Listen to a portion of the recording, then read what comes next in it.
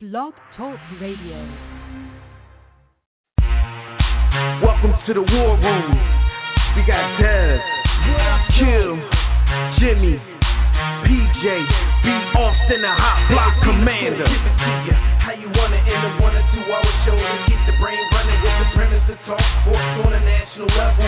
Bold with the topic, sorta like the rebels. When it's game time, they like the Fab Five during prime time. Sports conglomerates speak their minds a little bit. For sports medicine and sports veterans and greats. The 4 for 26 or the war in Kuwait. It's the War Room with 5 nights at the round table. 5 Philly guys, diversified and educated.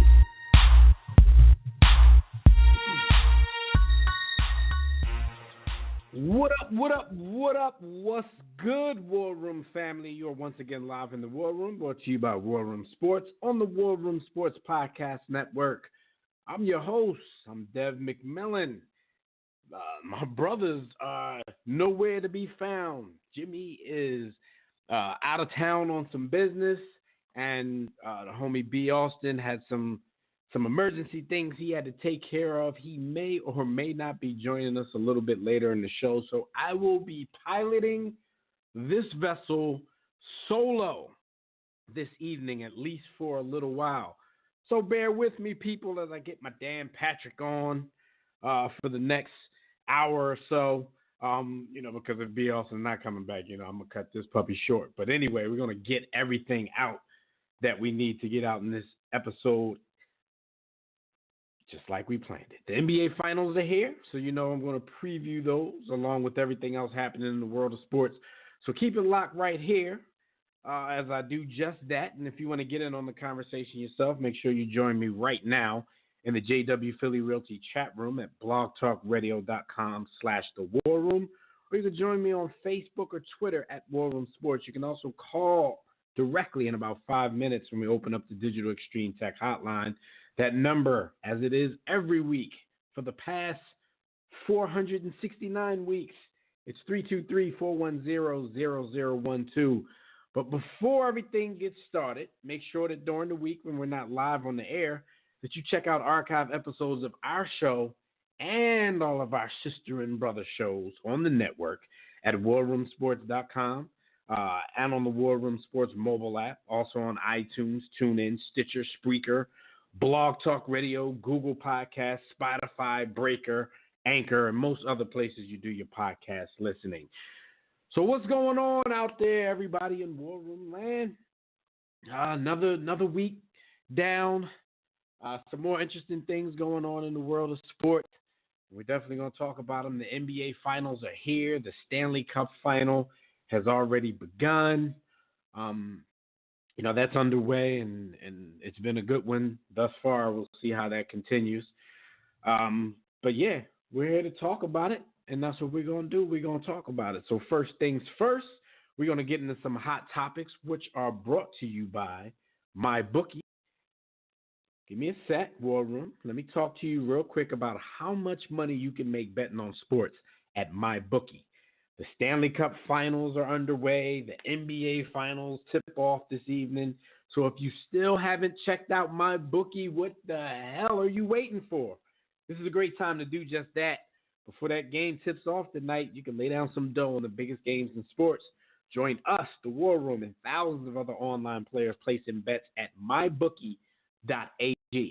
Remember that. It's not .com, not .net, MyBookie. MyBookie.ag. If you're tired of getting a runaround from those other services when it's time for a payout, that's why we urge you to join MyBookie. You win, they pay fast with no hassles. Basically wasting your time betting anywhere else. They even have in-game live betting so you can place wagers after the game start. That's crazy. So join now, and MyBookie will match your first deposit with a 100% bonus. You heard it right, 100%. Just use the promo code WARROOM, WARROOM, all capital letters to activate this offer. Visit mybookie.ag today. Play, win, get paid, period. All right, I'm going to need some people to join me here in this chat room because since, I'm flying solo tonight, I don't have anybody to check off to make sure the audio's okay. So I'm going to keep talking. So everybody out there who's listening, Hopefully the audio's fine. Hopefully I'm not getting on your nerves with a choppy broadcast or anything of that nature. But I'm going to go ahead and start the show. We have some sad news in the world of sports to start us off, man. We had a couple of deaths this week. Some big sports stars, some famous. One is definitely considered a legend for a while. The other one was considered a GOAT. And when I say GOAT, I mean the old time meaning of the word. I'm not talking about greatest of all time. I'm talking about scapegoat in this particular matter. But first things first, Packers legend Bart Starr passed away this week, I believe on the 26th of May. He had been struggling ever since 2014 when he had a stroke. So he's been struggling since then, kind of ailing since that stroke. But he died at the age of 85 this week, as you all may know. If you don't, Bart Starr was the quarterback of the Packers, the Green Bay Packers from 1956 to 1971. He quarterbacked the Packers to 5 titles, including the first 2 Super Bowls, Super Bowl II in 1967 and 1968. He also earned MVP honors in both of those Super Bowl games, and he won the league MVP in 1966, was inducted into the Pro Football Hall of Fame in 1977. That's a big loss for Packers Nation. I mean, he's 85 years old, had a lifetime of greatness. He's been honored time and time again by that franchise, but it's a big loss. He initially began his career in Green Bay as a backup.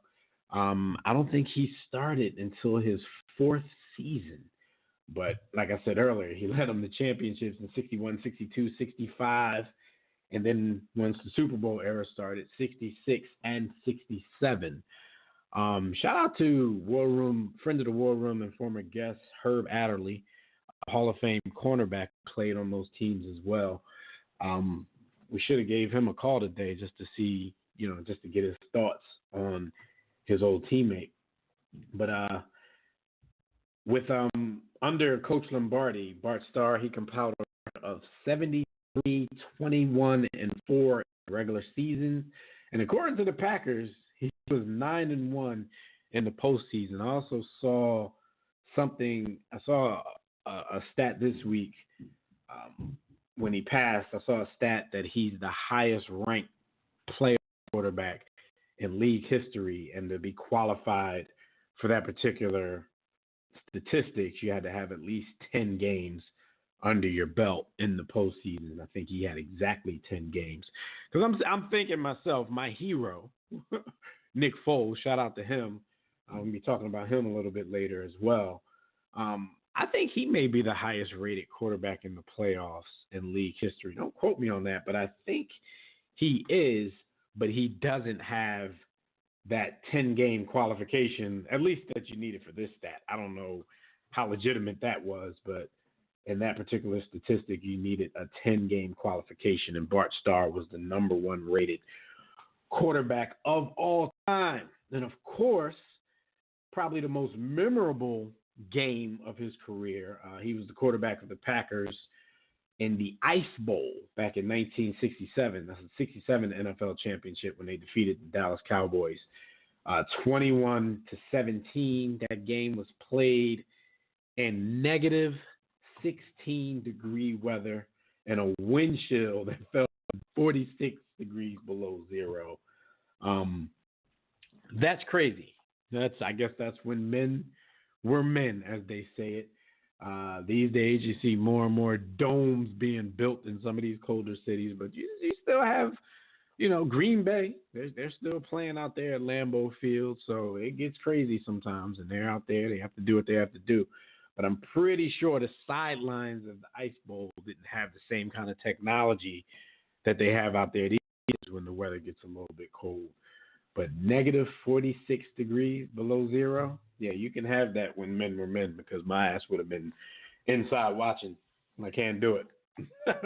I've been in that region. I've been the coldest place I think I've ever been in my life. I'm not saying it is the coldest place in the world, but the coldest place I've ever been was Minneapolis, Minnesota, another city who just built a dome because I guess they're tired of feeling that type of cold out there as well for their football team. But yeah, coldest place I've ever been, and it damn sure wasn't minus 46 with any wind chill factors when I was there.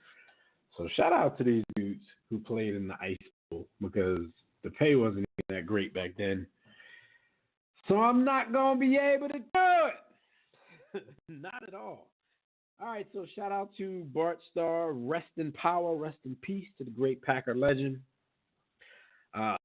Bill Buckner dies at the age of 69. And a lot of you guys meet Bill Buckner from Boston Red Sox fame. And when I said earlier that he was a scapegoat, you know, if you're a big sports fan and you go kind of far back, I don't want to date myself, I don't want to age myself, but he was basically the scapegoat of the 1986 World Series.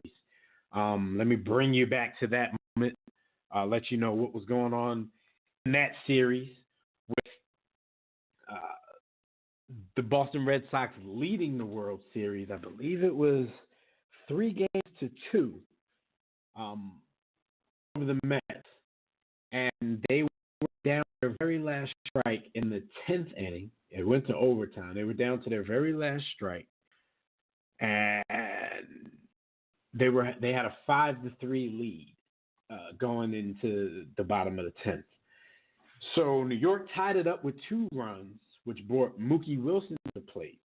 Wilson got a full count, and on the 9th or 10th pitch of the at-bat, he banged a grounder out to the first base line. Buckner goes down to get it, and the ball goes right between his legs. They score, they win that game, tie up the series, then they go to Game 7 and beat the Boston Red Sox again. Bill Buckner lived in infamy until 2004 when they finally get over that hump as, you know, one of the scapegoats of the curse of the Bambino, because Boston was, at that time in 86, they were looking for their first World Series title since 1918. And what a way to lose. I mean, you're in the 10th, you're in the bottom of the 10th, you have a 2-run lead, and then all hell breaks loose, and this is what happened. So, but shout out to him, rest in peace, rest in power to Bill Buckner, who dies at age 69. His teammates always had his back on that, and a lot of them said he was one of the hardest playing players on the team. They basically said, man, if it wasn't for players like Bill Buckner, we wouldn't even have been in the World Series that season, so we're not going to blame everything on that. And it's one of those things where we like to have these moments where we can either say something was won or something was lost. But the fact is, you know, they still had to play a Game 7. So Boston still had a chance to go home with this World Series win. And shout out to the homie Tobias, who we'll probably be talking to in a minute because I see you on the line, good brother. He was saying something to us in the chat today about how everybody talks about the NBA Finals a few years ago when the Warriors blew that 3-1 lead to the Cleveland Cavaliers. And a lot of people blame the moment. The moment for that loss is usually blamed on Draymond Green getting suspended and missing Game 5.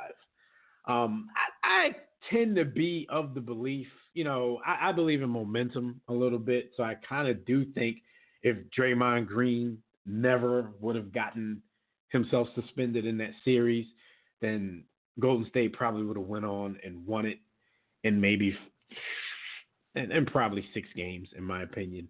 However, Tobias made a great point. He said everybody always points that, you know, what happened in Game 6? What happened in Game 7? Because Draymond Green was back for both of those. And like I just said, you know, momentum could be a thing. You know, once LeBron and company was able to throw some haymakers at the Warriors, they never recovered. But it is hard to use that as a moment and use that as an excuse when you had 2 more games that you could have won to finish off that series. And I believe the Warriors had home court advantage as well. Yeah, of course they did. They were 73-9, in the regular season. So they had a home court advantage. Lost a game 7 on their court. Really no excuse for that at all. Anyway, shout out to Bill Buckner. Rest in peace to him. One thing I want to get to before I do go to the phone lines, quick NFL story, and that is about the schedule this season. And for the third straight season, the defending champion New England Patriots have on paper at least, they have the easiest schedule in the league. So the strength of schedule of their opponents gives them the easiest schedule in the league. This is never really surprising to me. There's a lot of conspiracy theorists out there who really don't know how the NFL schedule works. And, they always want to say, oh, the NFL is doing this for the Patriots, and they're trying to make the Patriots remain relevant, remain great, remain on top. But that's not even how the schedule works. The schedule is basically, it's set, like, for as long as it's set for years to come, because there's a formula behind it. If you didn't know this, of course, you play the 5 teams. You play the other teams in your division, and that's 2 games. So that's 5 games, 6 games per season that they get to play the AFC East. And I believe that's the reason that they always come up with the easiest strength of schedule, because that division sucks, and it's always sucked. There's rarely any resistance from that division. And I'm not saying that's why the Patriots win the Super Bowl as much as they do, because, the fact is, once you get out of that division, you still have to get into the playoffs and beat some pretty good teams on the road to the Super Bowl. But that division doesn't give much resistance in the regular season. So the Patriots, NFL is NFL. I'm not going to say that they get to coast or anything like that, because the injury bug hits them just like it hits any other team.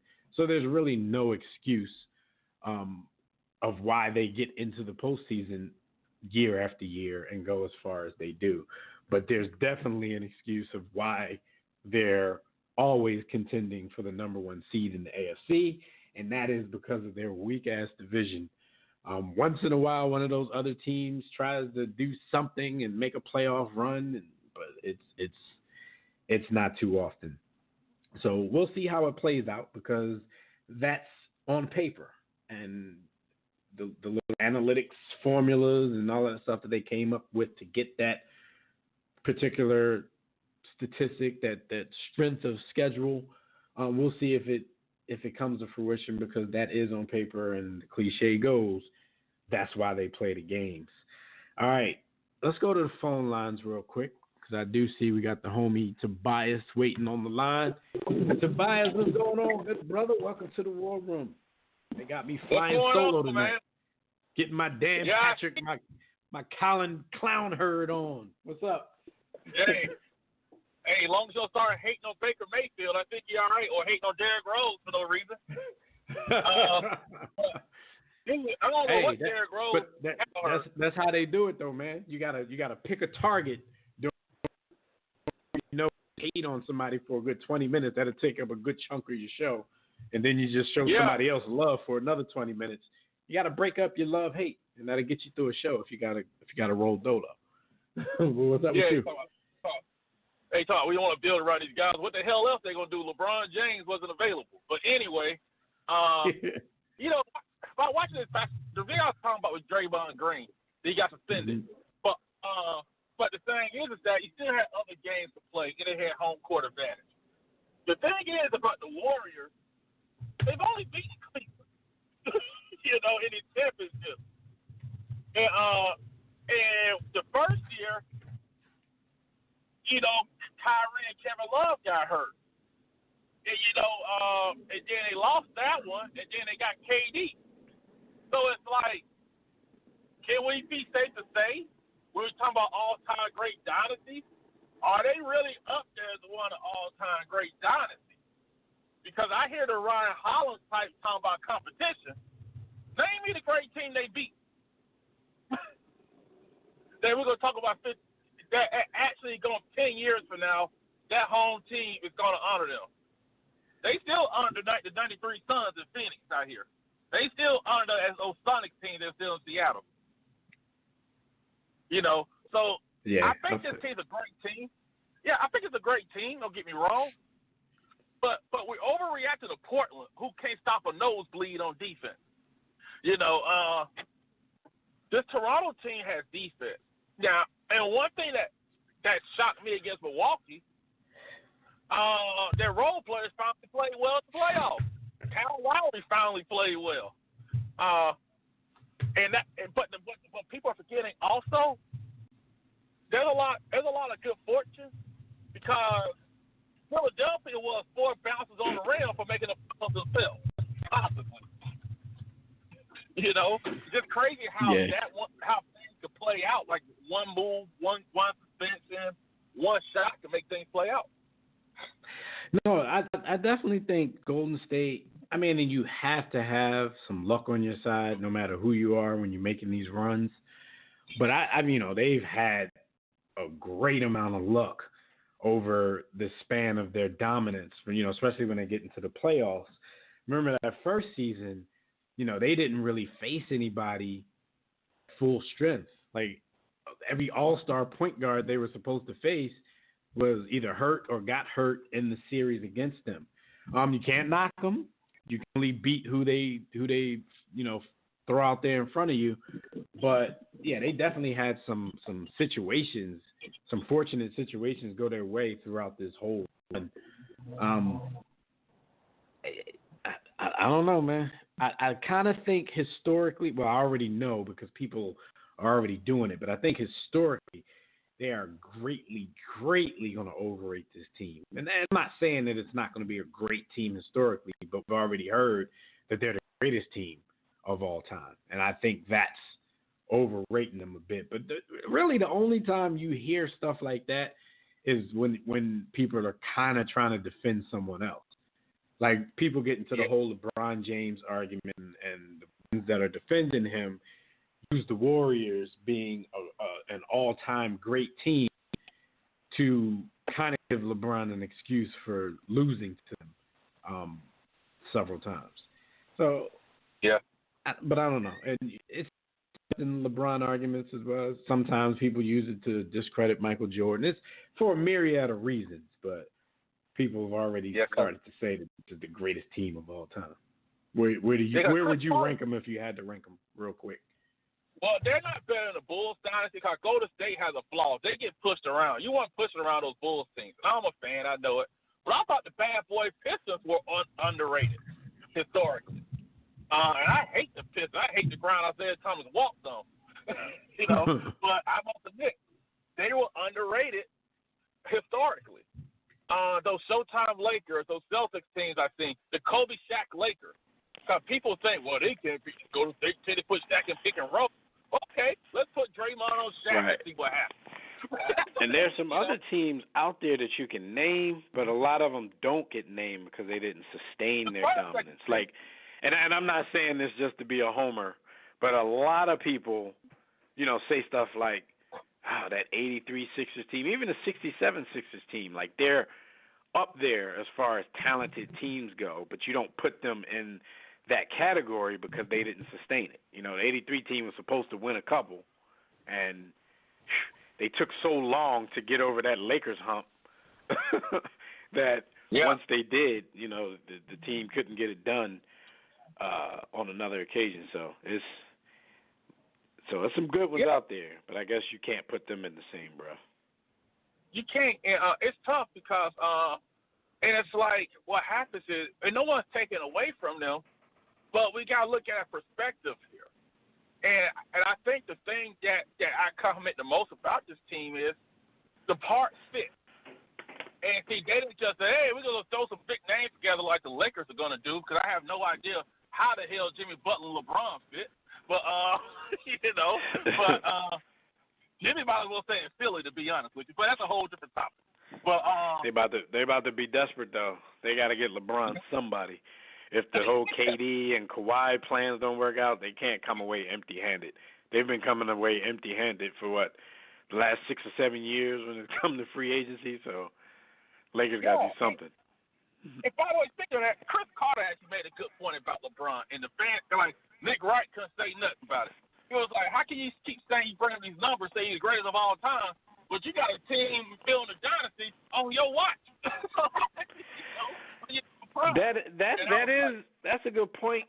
I talk about that with people all the time. Like, that's going to be a little bit of a knock on his legacy as far as him owning the era. I mean, because he's clearly the best player of his era, but usually the best player of their era dominates the era. They don't really let other teams win a chunk of championships on their watch. And that's the whole dominance, even though it's a team sport, that's the whole dominance of Michael Jordan and the Chicago Bulls. Like, when they were on and when he was playing, like... And when they matured. Yeah, I mean, and it's pretty much safe to say we don't know it. It's speculative. We can't prove it because it'll never be able to be proven. But it's pretty safe to say, like, had he not had his meltdown, his dad not died, and he didn't, he wanted to go honor him by trying to play his first sport of baseball and all that madness that happened, it's safe to say they might have won 8 straight and just totally dominated that whole decade, save for the strike-shortened season of 99, where they were all breaking up anyway. And here's the other one. So Houston Rockets team. I'm like, you think Draymond's going to guard Dream? The same Dream that they were around with the spin cycle. I'm like, what happens if people talk big man? This is like Houston, for example, talking about everybody's still. Clint Capella can't play against his Warriors team because he can't score.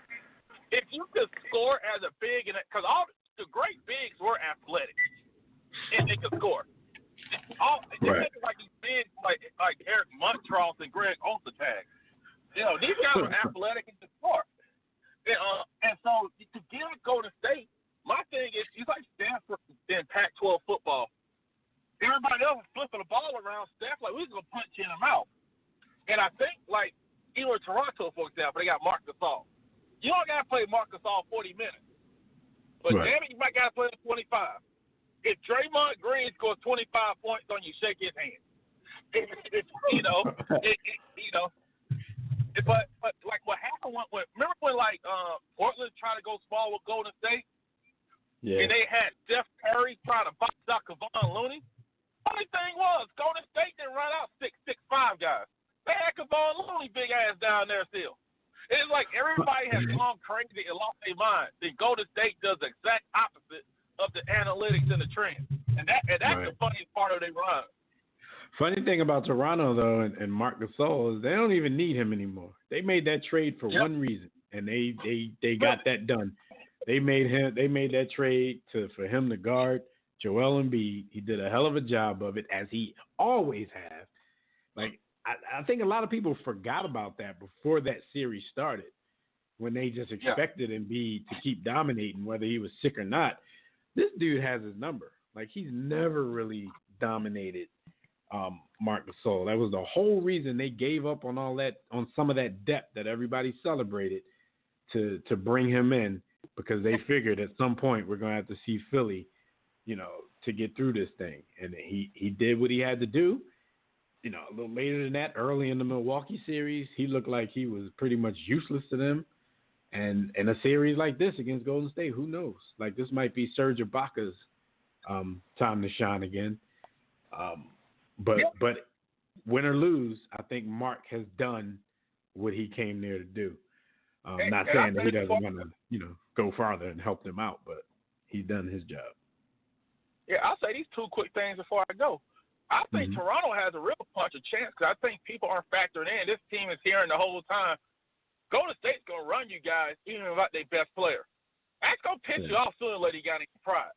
And I think Kawhi could cement himself as a legend if they pull this off.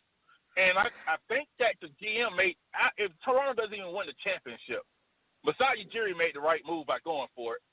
And I say this about Philly that I haven't got a chance to say. That loss will show you what would be a clear indicator to Sixers fans how bad Joel Embiid and Ben Simmons want it. Right. Because you showed the tears. Now you got to show that the work. those tiers should result in work. And like you always say, he need to come back in better shape. So hopefully his knees don't bother him too much this summer so he can get his big ass in the gym. And we talking about to work out, not even just to play basketball, but to get his body in shape. Yeah. That's Achilles' heel, honestly, is his weight. If he keeps his weight down, I think he'll be healthier. And that's it. Because if he comes back flabby and sick after you saw him crying on TV, then you're going to think to yourself, all right, that crying was just an act.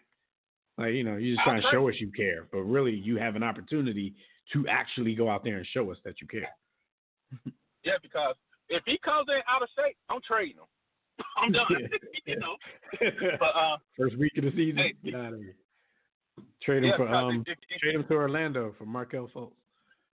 You ain't lying, but hey, man, keep holding it down, Deb, man. You take it easy, man. Go ahead. No doubt. Real quick, before you go, though, what's your prediction? How many games? Who wins? And MVP? Toronto at 7. Toronto at 7. Kawhi Leonard MVP, and Skip Bayless gonna lose his mind. That's all I'm hoping for. Skip Bayless might commit suicide. All right, man. I'll rap to you next week. All right. Our first prediction is Toronto in 7. We got some more callers on the line. We got to get some of these NBA finals predictions in there. If you're on the line, holding, just hold for 1 second. Let me get a few more things out of the way. I hope everybody out there can hear me. I have some people in the chat room that's saying they cannot hear the audio. I will be so pissed if I fly this whole thing solo for the entire show and then I go back to hear the playback and there's no audio involved. I will be so pissed with this network here. But anyway, real quick, the Stanley Cup final is in play at this moment. The St. Louis Blues versus the Boston Bruins, and that series is tied at 1 game apiece. This is big because we talk about this here a lot, and a lot of people out there, just from a pride standpoint, try not to give certain teams, franchise, cities in particular, their props. But I've long said, especially in recent years, that the city of Boston, like, if you can't admit that the city of Boston is title town, then you're in some serious, serious denial. Because if they win this Stanley Cup Finals, it's going to be something crazy like their 13th title in the past 17 years or something crazy like that. Don't quote me exactly on the number, but we did it probably last season around this time when the Patriots won. I think we did it as a stat of the week. So I want to say 13 of 17 or maybe 14 of 18 at this point. Either way, we'll get that accurate particular stat to you when and if it happens again. But, they came out of the gate in game 1 and won that, and it was looking like the city of Boston was going to be celebrating again. At this point, I think the city is probably immune to parades. Like, how many people still attend these parades every time one of these teams wins something? They have to be so spoiled at this point that a parade at some point, a sports parade at some point during the calendar year is pretty much a given at this point. So you're like, before it even happens, you going to the parade this year? They be like, what parade? I don't know. Whoever the hell is. Like, you going or what? So that's how it is for the city of Boston. I'm a native Philadelphia, born and raised in Philadelphia. I no longer live there, but parades in Philadelphia are so few and far between. That's why I've been to 2 myself. I was around, I was alive when the 76ers won in 1983. I wasn't old enough to be out there at the parade. Didn't go to that. My dad probably went. I was an adult in 2008 when the Phillies won. That was my first experience at a Philadelphia parade. And the city has always been so starved for championships that it's probably one of the craziest events you will ever attend in your life. And then the capper was 2 seasons ago when the Philadelphia Eagles, probably the city's favorite son, as far as sports teams go, finally got Super Bowl, and that parade and that atmosphere was super crazy as well. Got the homie B. Austin. He is here to save me. B, what up, big dog? In the building. In the building. Yo, did you hear me all right when you were? Because you are A-OK. All right, we got people in the chat room that's saying they don't hear audio at all. So I'm sitting here saying we're going to do all this talking, and then we're going to try to play it back and not be able to hear anything. I see people on the switchboard, so I can tell that people on the phone lines can hear us. But there's people in the chat room. I guess they were listening to it on the computer. Shout out to Neil and Skyview in the chat room. They don't hear anything at all, so it looks like they're about to bow out. Shout out to them. Hopefully this does record to the network so we can, you guys can just listen to the replay tomorrow or something. But yeah, man. So Stanley Cup final tied at 1-1. I actually watched game 2, and the Blues, they won that game 3-2 in overtime, and their strategy was to kind of be physical with the Bruins. I read some stuff afterwards. It says they put 50 hits on the Bruins throughout that game, and that's going to be their strategy to try to get this done. But shout out to them trying to thwart another notch in the belt of the city that I like to call Titletown. That series is tied at 1-1. Quote of the week, and we're going to talk about this for a minute because I don't know why this dude, from what we hear, he's always had this reputation, but now because of the position he's in and everything that's been going on in Lakerland, we're more privy to the information, and his reputation is being spread, outside of the normal circles of where he has this bad reputation. And I'm talking about one Rob Pelinka. The quote of the week goes to him. Yeah, they let him have it. I wish we would have had the audio, because this is straight bonkers. And the quote of the week didn't even come this week, but he was also caught in a lie sometime recently, but I'm not even going to read you that lie. I'm going to read a lie that Rob Pelinka told to the young Lakers as he sat them down in March of 2018. I don't know if it was all rookies. I don't know what the situation was, but he had a lot of young Lakers sitting around in the room. He had Dwayne "The Rock" Johnson there as a guest speaker, I guess, to kind of pump them up as they got into their NBA careers. So he told a story, and I'm going to quote this story he told. He said, there was one time when Kobe, who I worked with for 18 years, you had to throw that in there. We know you worked with Kobe for 18 years. Calm down. There was one time when Kobe, who I worked with for 18 years, was going back to play in Madison Square Garden, and he had just seen The Dark Knight. Obviously, you guys saw that movie. And he's like, hey, hook me up with dinner with Heath Ledger, because he got so locked in to play that role. He's talking about the Joker role that he won an Oscar for. He got so locked in to play that role. I want to know how he mentally went there.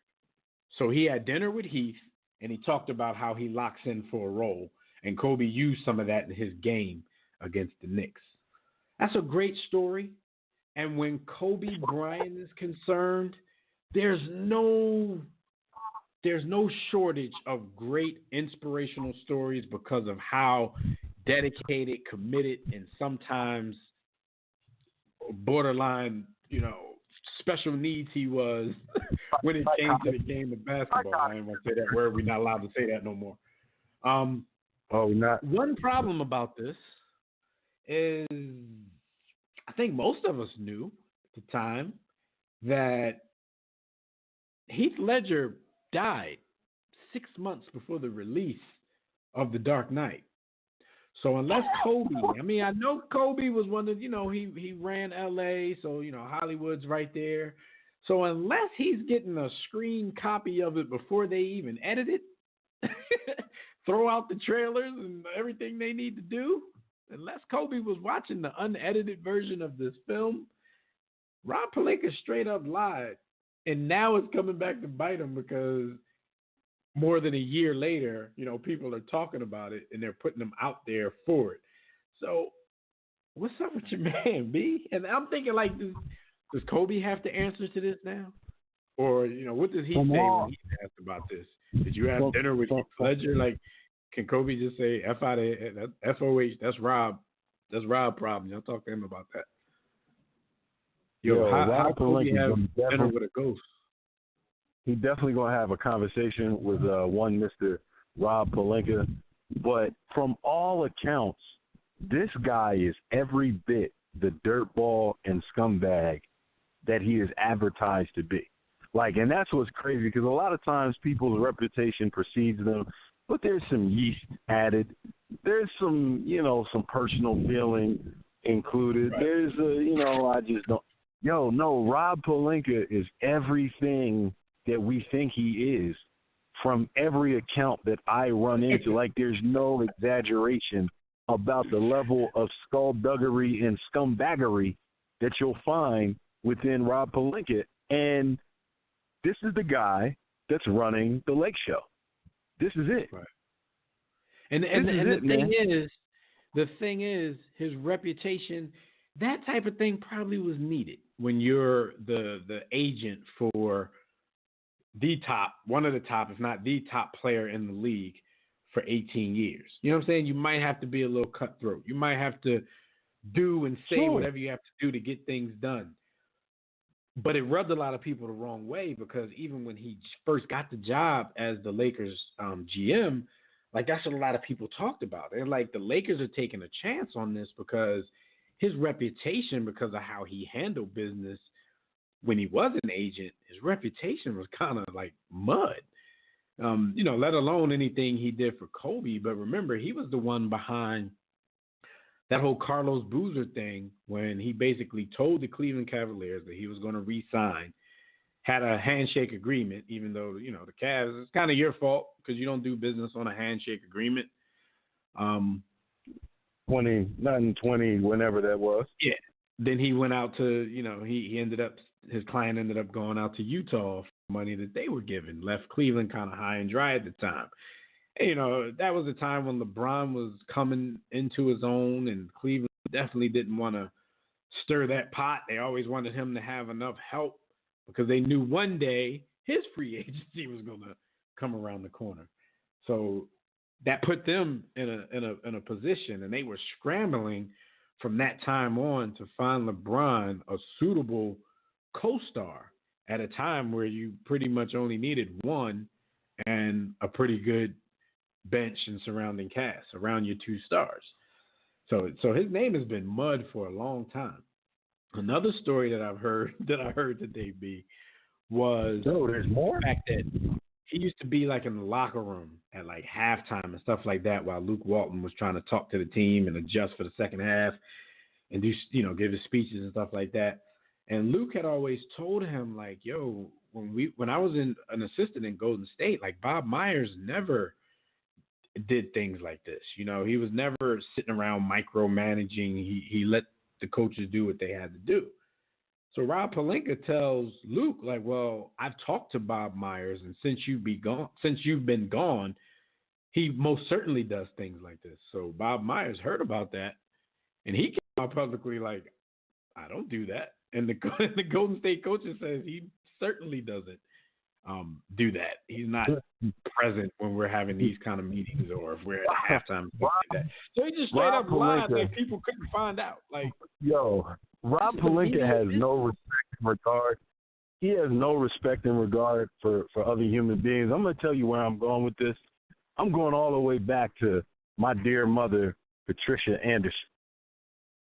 When you lie to someone's face and just lie, it means you don't respect them.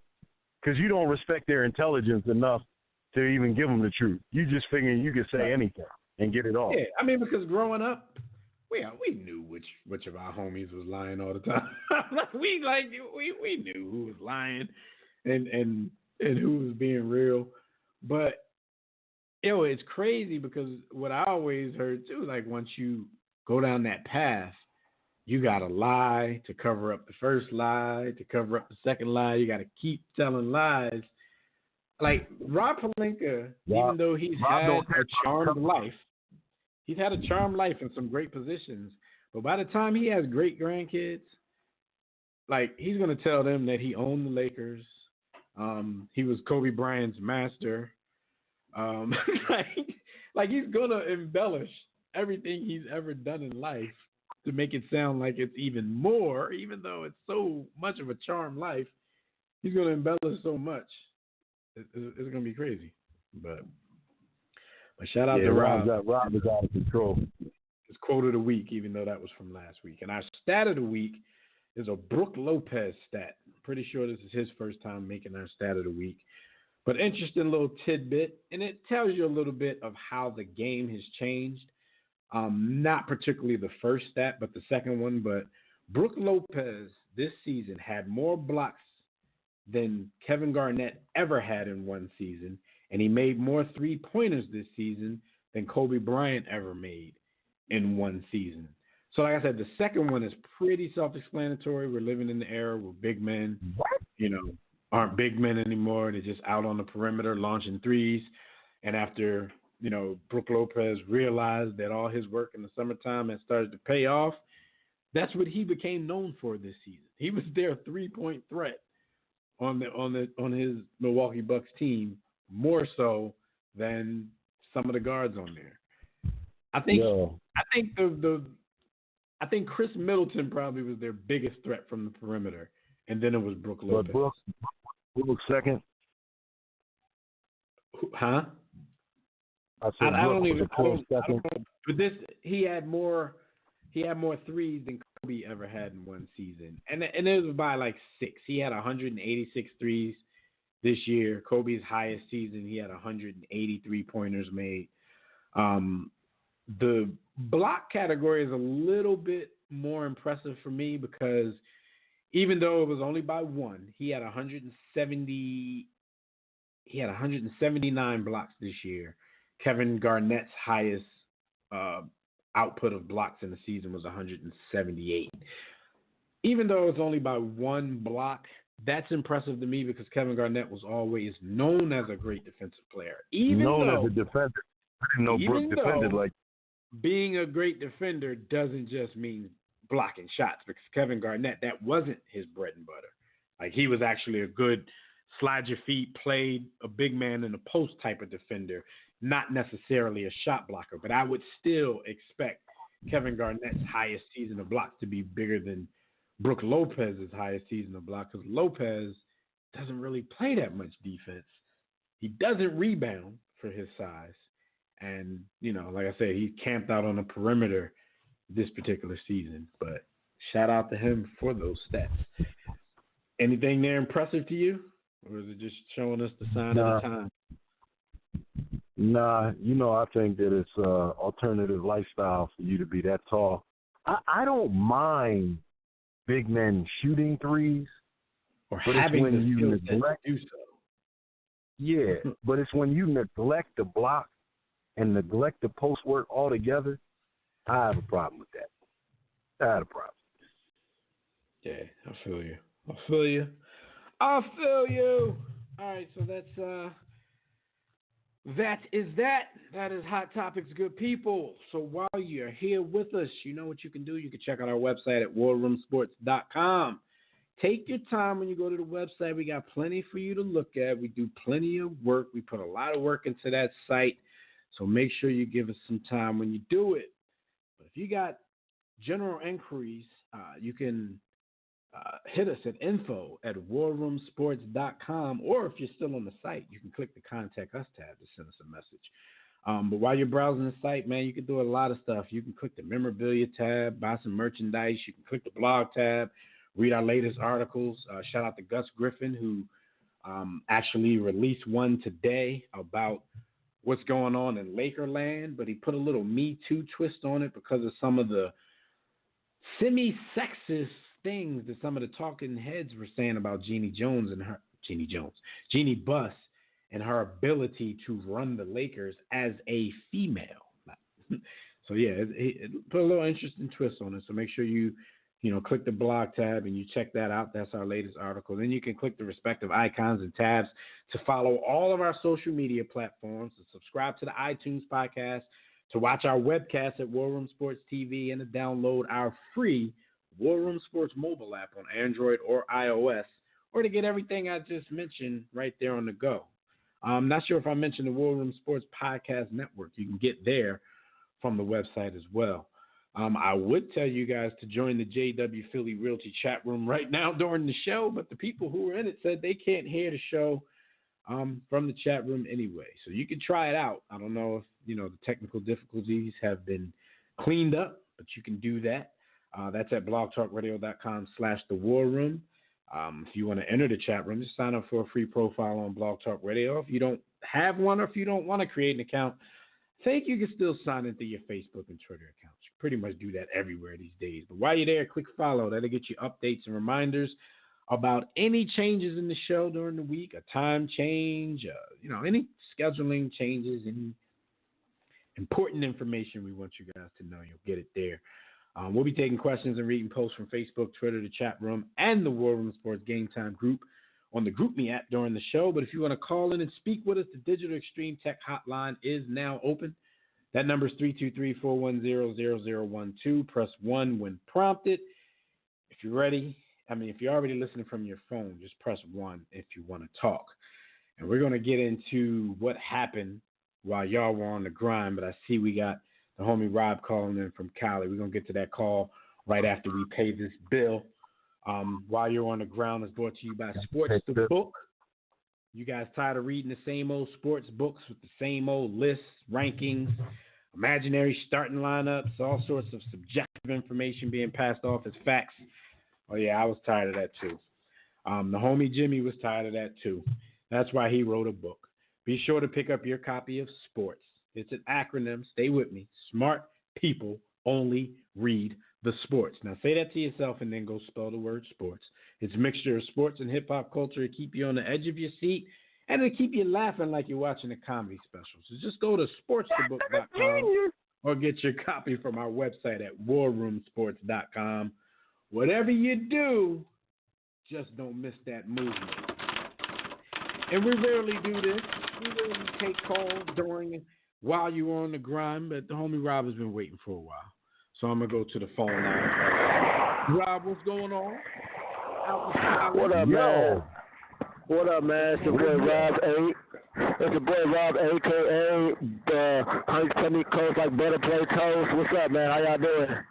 What's up? You on a different phone this week? Because you sound terrible. I sound really bad. Can y'all call me back like in a few minutes or so? Because I got stuff to say. Well, just hit us back in like 20 minutes. We're gonna be talking NBA Finals at that time anyway. So just call us back in like 20. All right, man. All right. Rob was in the middle. He sounded like he was standing right in the middle of the freeway, getting a Chewbacca while a plane was landing. Yeah, while a plane was landing. We didn't answer the phone right there. He was gonna commit suicide or something.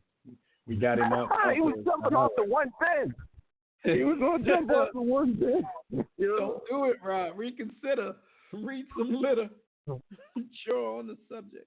All right, so while y'all were on the grind, man, R.J. Hamptons, one of the top prospects in this year's high school class for basketball, he decides to skip playing college basketball, skip G League basketball, and he has signed a contract to play internationally in New Zealand for the New Zealand Breakers of the Australian National Basketball League.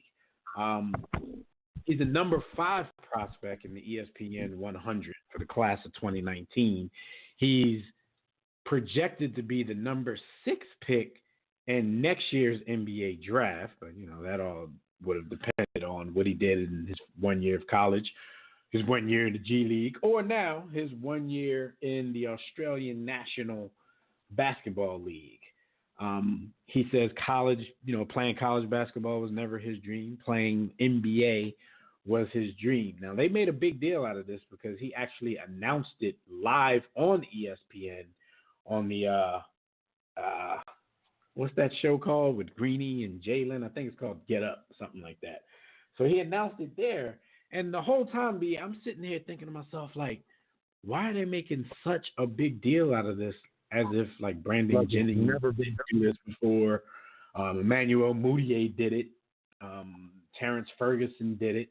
They all signed overseas. But the reason why this one is such a big deal because they're giving him the designation of being the first American player to willingly forego college for playing international ball. They're saying Brandon Jennings, Mudiay, and Ferguson were guys who signed amid concerns regarding their academic or their amateur status. So I didn't really know. I thought Brandon Jennings had just made a decision to do that. I thought he still had options, but according to apparently, let me share with you. RJ Hampton, he 1280 something like that on his SATs. He had, before you go in, I'll just let you know what his options were. He had scholarship offers to some of the top schools, Kansas, Memphis, Texas Tech. He had previously considered scholarship offers from Duke and Kentucky as well. So he's a 6'5", 188-pound guard with a 6'8" wingspan. So what's your thoughts on this whole thing? Forgoing college, forgoing the G League, forgoing everything in America to go over to the Australian Basketball League and play his year there before the 2020 draft. Thoughts? Someone is giving this young man bad advice. Here's the thing. In this day and age, you could say, well, there's tons of media outlets and everybody has access and, he's not going to get lost in the shuffle. No, that's exactly why he's going to get lost in the shuffle, because everyone and their mom has a camera. Everyone and their mom is posting on YouTube. If you are not at the pinnacle of the news cycle, you're going to get lost in the shuffle. I would say this is a bad move for anyone who is not a shoe-in top 3 pick. Maybe 3 is on the outside, to be quite honest with you. If you're a number 1 and you're going, no matter whether you play in the NCAA, on Mars, on Jupiter, if you've got that type of hype, okay, you go to New Zealand, but then the conversation is a little different because we're really not even talking about you going to New Zealand because you're just that good. When you're the number 6 pick or projected to be the number 6 based on college production and output, there's a strong possibility that you can have a good season in New Zealand and everybody forget about you anyway. Because there's a reason that great projected players overseas still end up coming to the U.S. to give that 1 year of penance in the NCAA so that people can confirm that they can do and be what it is that they heard from overseas. So this seems backwards to me, especially in a news cycle where there's so much hype and so much noise. He really honestly could get lost in the shuffle. And I think that wasn't a smart look for him because NBA scouting, with the exception of the Spurs, that we know, the Spurs and Toronto, they're not going overseas looking for you, man. You come to us. We're the biggest thing in the world. I mean, the good thing about it is he's already on the radar. So people don't really have to go looking. But they are going to check up to see how he's doing against grown men. That's the only thing sometimes I think could hurt these players when they make a decision like this to go play against, people who already have professional experience, people who are basically grown men. Because whether we like it or not, we're not that far ahead of everybody as far as basketball is concerned anymore. So you can go over there, just like Brandon Jennings did. He went overseas and he didn't shine, mainly because actually some of these guys' games are more suited for the NBA play rather than, playing in some of those leagues over there. So I have mixed feelings about it. Like, I understand and kind of agree with everything you said. At the same time, we already know the pitfalls of college basketball now and college sports. Sure.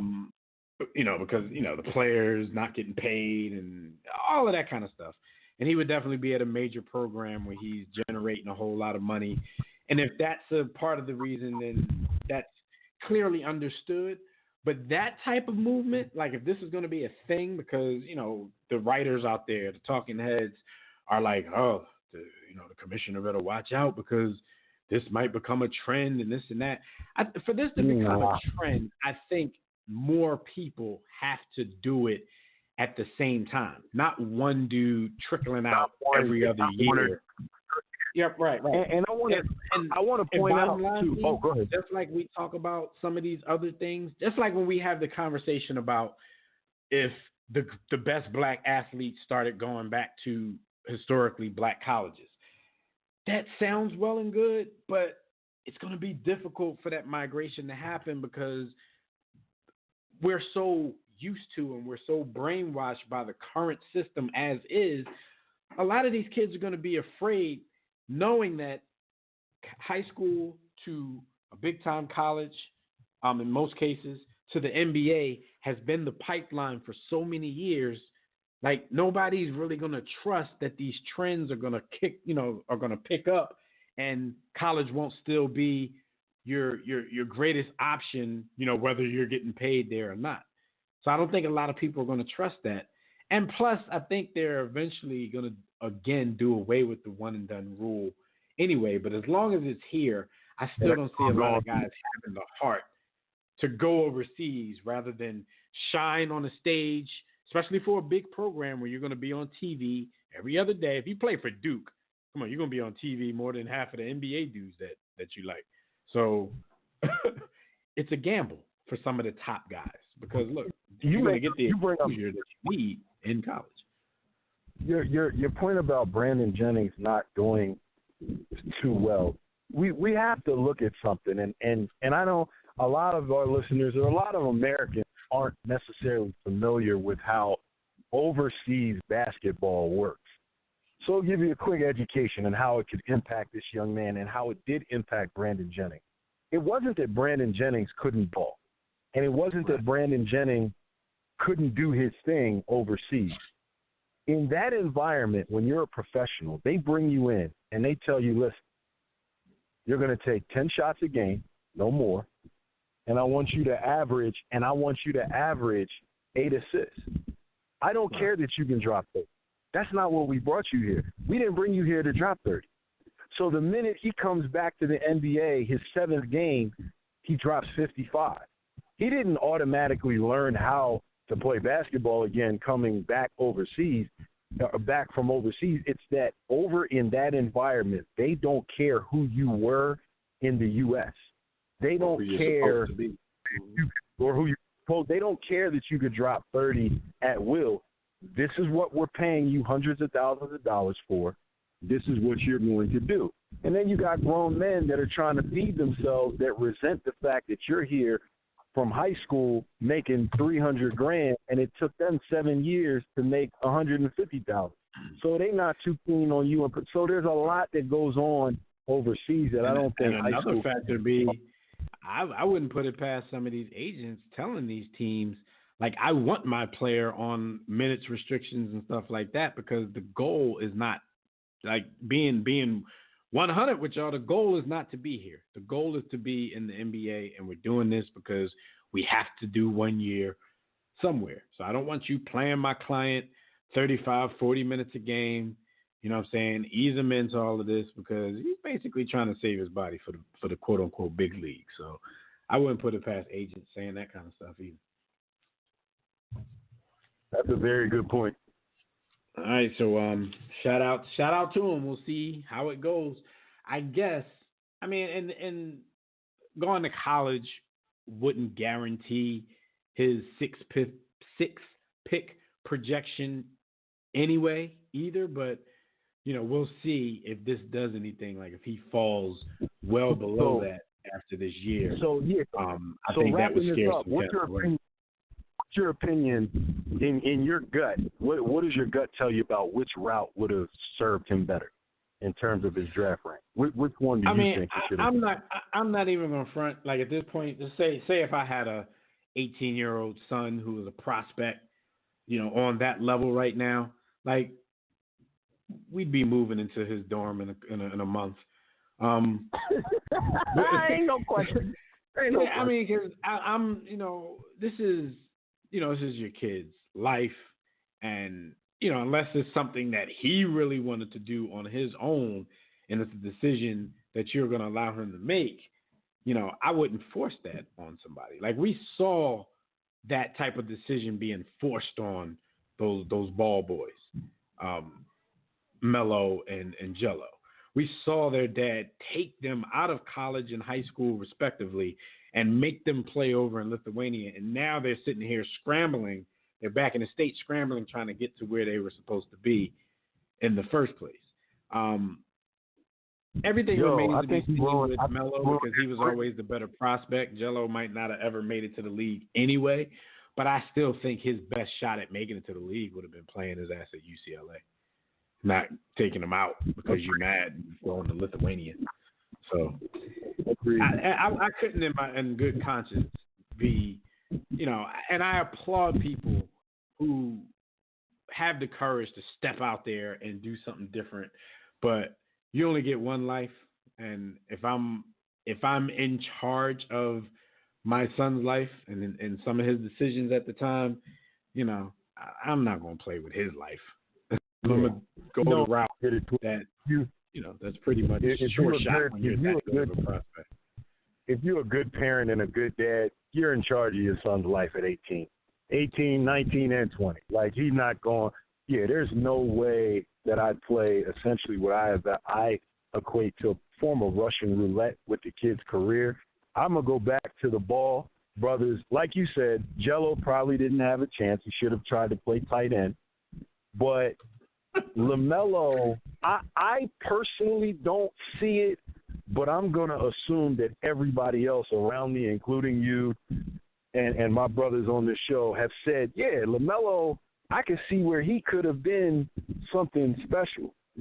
I don't think that can happen now, and I'm going to assume that he has the talent that y'all say he has that I didn't see. Let's assume he has it. I think his dad ruined that for him, man. Yeah. I mean, with him, I always thought if he gets the right coaching, he has it in him. But for everybody saying stuff like, man, he's the best prospect out of all of them, I still don't think any of them are better than Lonzo. No. So yeah, but if somebody else is going to make it to the league, it'll probably be LaMelo. But man, I don't know the whirlwind that his dad has taken him through in the past 2 years, man. Now he's sitting here sad because he can't go play in college. Y'all should have thought about that when y'all was, cocky big baller brand. Man, take my boys out of here, and we're gonna do this, and we're gonna do that. Now they sitting here like, dang. I ain't gonna lie. I saw this all written on the wall 3 years ago, man. I saw it, man. I was never with the moves taking them dudes out of school, especially high school. Like, come on, dude, you took them out of high school. Yo, you took them out of high school to go to Lithuania. I mean, come on, man. And they went over in Lithuania and was getting smashed. Only time they got wins over there is when they played in the junior division, when they was actually playing people the same age. But when they played on that level with the grown men, man, they were getting smashed. They couldn't get that much time in the game. In our playground careers, I know you remember being out there on the court as a grown man playing against a hot high school prospect. You can still show him the difference between a grown man and high school. Like, even though you could see all the potential in the world, I'm still a grown man that's been playing this game for 15, 20, 25 years.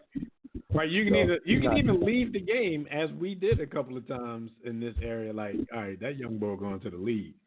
But for today, it's not going to go down that way. I see why you like it. Right now. 16, cuz be 16. I'm gonna be grown here. All right, definitely prayers out to the Foles family, man. Nick Foles, our hero. His wife had a miscarriage this week. First, I saw reports that he had missed an OTA with the Jags, and I'm like, man, last week he was tweeting and how excited he was to be there. He tweeted Duval, and I was sitting there looking salty because he's my quarterback, and we had to go to his other team, and he's excited about it. And then they said he missed, but then the stories, it was like speculation, and then they kind of came out. He tweeted something. He tweeted that his wife had something to say on Instagram, and she basically told everybody what had happened. Reportedly, she was 15 weeks pregnant with their second child when she went into sudden labor this past Sunday. Of course, at 15 weeks you go into labor, something's wrong. She had an infection of pneumonia in the blood, which caused a premature delivery. So she actually delivered the baby at 15 weeks. So you can imagine what that was and how tragic that was. Man, for people, and I've experienced difficulty in, even reproducing in the first place.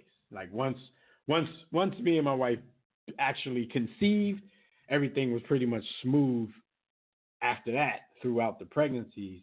But, I've seen things from every end of the spectrum. I've seen and experienced people, the whole thing of having a hard time conceiving.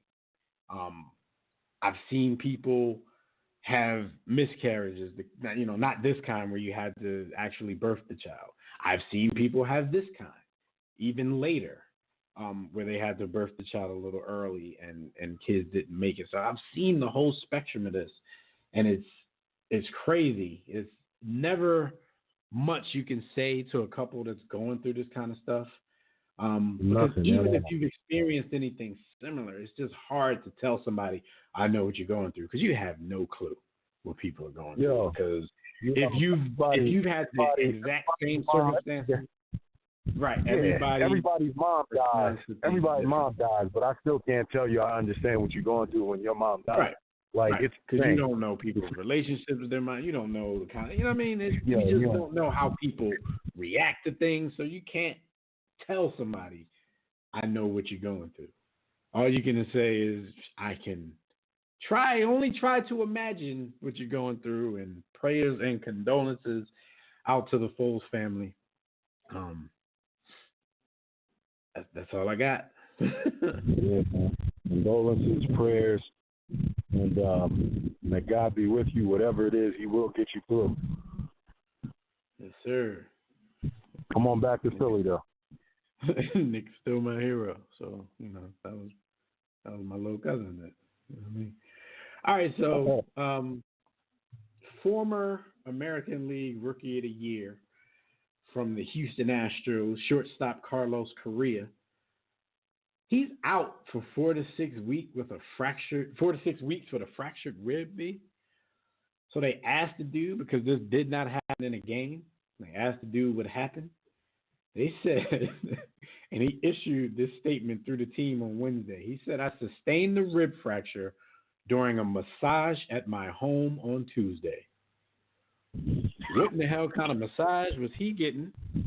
What strong chick was doing this? Because I'm hoping and assuming it was a chick. And did this massage contain a happy ending that ended up not being so happy?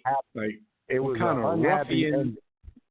What kind of ruffian massage? He was either getting massaged by the Incredible Hulk, or he was getting one of those Robert Kraft massages, and things got a little too rough. He was getting a Kraftmatic. He was getting a Kraftmatic massage, and she was right. Never mind. Yo, I'm not mature enough to deal with this story, man. I can't say anything. My man was out 4 to 6 weeks with a rib fracture because of a massage at his home. From Courtney. Now, I've been on vacation before. We've had the couples massages.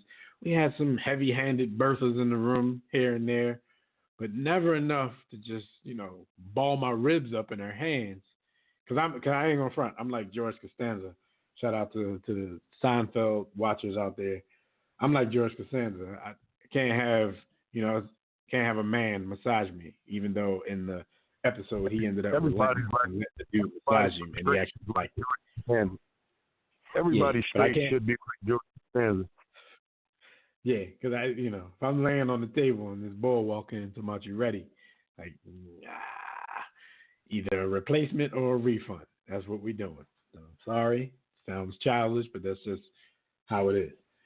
A little weird for me. But, so 4 to 6 weeks. This is another blow to this team who's been having some injury problems lately. But shout out to him. Maybe one day the real story will come out because I know, he need a little bit more people on this one as far as we're concerned. You ever had a besides that rough B? Well, we don't believe you. You need more people. It wasn't a massage. That wasn't what we were calling it. I'm going to move on that note. All right, so Adam Silver has, during the Eastern Conference Finals, he had a little sit-down with your man Drake to address his sideline antics going forward, especially now that the team is in the NBA Finals. He had to have a little sit-down with Drake and the Raptors about all the stuff because Drake made himself a story in that, especially in that last series. He was seen, speaking of massages, he was seen massaging the shoulders of Coach Nick Nurse at certain times in the game. He always kind of crosses the boundaries onto the court, up in players' faces and talking this. Like he wants to, I've noticed this about Drake. Like he always wants to be what somebody else is or was, but he just, since he's way more famous than everybody, just wants to take it to the next level. He wants to be Spike Lee. Even in his choice of chicks, that is evident. Right. Like he's a copycat. He's a go behind. So he wants to be Spike Lee in this particular, set of circumstances here. Adam Silver said, "We appreciate how big a fan he is. I know the Raptors do. He has the official designation ambassador, and he's a global star. So it's a huge deal that he's so engaged with the team and loves the NBA so much. But obviously, there are some lines that even ambassadors shouldn't cross. One thing that the commissioner brought up is what I just brought up, the shoulder massages to the coach. He said, I think Drake understands, as excited as he is and as appreciative as we are of his support, that there's got to be lines drawn. Obviously, you don't want to end up touching a coach because a coach may not realize what's going on in the middle of the action. We'll see the aftermath of this sit-down, because I'm thinking if they didn't have this sit-down, he probably would have went all out during the NBA Finals. I couldn't imagine the stuff he was going to be out there doing if Adam Silver didn't kind of put the kibosh on the antics. Any thoughts on this before we move on? Spike Lee 8.0. Drake, you a noodle, and you better be glad Steven Jackson ain't involved with the Warriors BD, because they wouldn't even have had that sit down. Yeah, it'd have been all good. Stack 5. It would have been handled in-house. It'd have been handled in-house. All right, I hear you. All right, so that's what happened this week, everybody, while y'all were on the grind. Let's get some quick birthday shout-outs, man. And the birthdays are brought to you by whoever brought you into this world. First birthday, one of B. Austin's favorite baseball players of all time, and he only has about 3 of them. So you have a 33.3% chance of guessing whose birthday is today. Shout out to Manny Ramirez, who turns 47 years old. My birthday, yay! Jake the Snake Roberts, for all of you wrestling fans of WWF fame back in the day. Jake the Snake turned 64 years old. Birthday! Yo, Yay! how many people, B, do you think died because they didn't realize that wrestling was fake and tried to DDT somebody on the concrete? How many people you think in this world died from a DDT to a hard surface because they thought that you could really do that to somebody and they get up and still fight you for a little while? It's north of $100,000. It's north of 100,000. You think $100,000? At least $100,000 took L's. Not only that, but like when people do the DDT, they don't realize that it's not a choke. Like in real fighting, that's a front naked choke. Like you're not supposed to choke the person in the DDT, but most people when they try and do a DDT end up choking the person out. So now you're getting choked and you're gonna get a concussion and possibly die all the way around. Or there's a third thing to it. You can get your neck broken because when you're doing it in the ring, you know that you're about to get DDT, so you got to cooperate with it and you got to go down, as he does it. But in real life, if somebody's trying to DDT you, you're trying to resist it. So as he's putting all his body weight to pull your head down, you're trying to pull your head up, and you're probably snapping your neck in the resistance. So, yeah, there's a lot of stuff, man. I hope people used to take heed to those little messages that used to come up before, the don't try this at home messages. Because, a lot of that stuff you saw on that could kill you if you thought it was real. Yo, is that the most dangerous wrestling move that WWF move out there? Like, I love the figure four, but you ain't killing nobody with the figure four. Right. You could break a leg with that because I had some cousins who, didn't realize that, that them dudes was fake. I try to break it. I try to break my legs. The figure four used to hurt like a mug, yo. But no, it has to be because it's straight up head trauma. Yeah. It's straight up head trauma. Like after you get up from a DDT, you be like, tell the truth. Tell the truth. Tell the truth. Yeah, you got ETC. You definitely got ETC. Yeah, you got to. So yeah, that probably is. I mean, I've seen like getting like perfect plexed and all that. That hurts. You can break some stuff, some shoulders, some limbs, but the DDT, man, that can kill you on the spot. Like I saw a video this week of two horses in the stable. It must have been like a stud farm because the detail. I could have left that out, but the biggest detail of the thing was one of the horses was running around with his, with his John drum. He's rocking out with his cock out. He was trying to make some love. Right. So he was hyped. I don't know if you saw this video, but he's running around the stable hyped. They put the other horse in there. Both still running around like I'm about to get me some. And just the slightest back leg kicks, she caught the dude as he was moving close to her.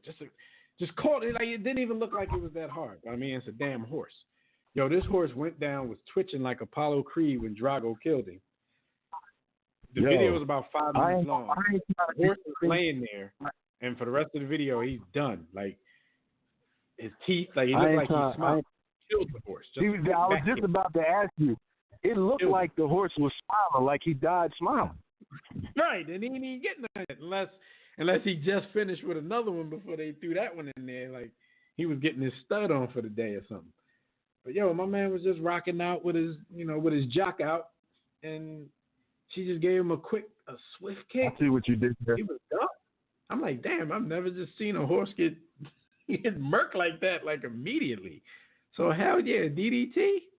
Come on, man. That's the closest thing you're gonna feel to some horseshoes, especially if they DDT you on the right surface. You're done. But all that to say, happy birthday to Jake the Snake Roberts. Shout out to him. Damn, speaking of wrestling moves and chokeholds, PJ Carlesimo turned 70 years old. Shout out to PJ Carlesimo. This is a violent birthday segment. Shout out to Latrell Sprewell. But PJ's 70. Gale Sayers turned 76 years old. And B, I don't know why I tried to put this boy in the grave, but am I the only person who, for the longest time, thought Gale Sayers was dead? Nah, you ain't. I didn't know Gale Sayers.